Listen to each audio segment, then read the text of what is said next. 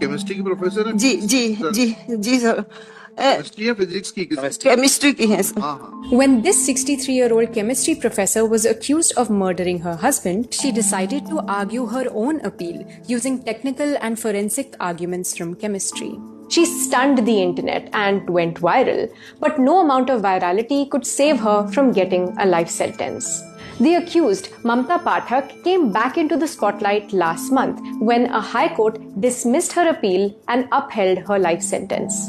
On 29th April 2021, Mamta Pathak's 65-year-old husband, Neeraj Pathak, was found dead at his residence in Chhatarpur, Madhya Pradesh. Police seized an 11-meter-long wire, CCTV footage, and a partially eaten strip of sleeping pills from the crime scene. Evidence showed that he'd been given sleeping pills and then electrocuted.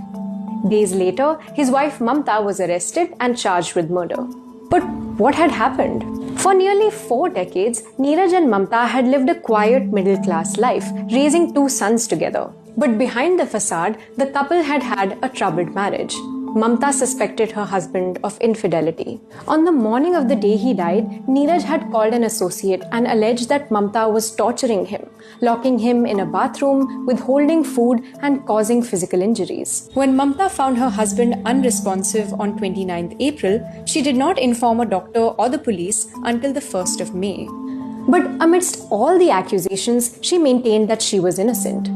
She argued her case not just as a defendant, but as a chemistry teacher, turning the courtroom into a classroom.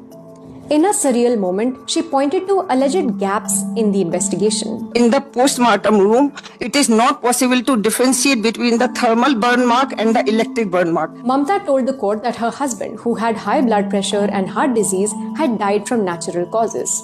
She tried proving that the crime scene had not been examined properly, especially by qualified electrical and forensic experts. She kept going in her trembling but composed voice, but her defense quickly unraveled as the judges felt that she could not refute all the evidence against her.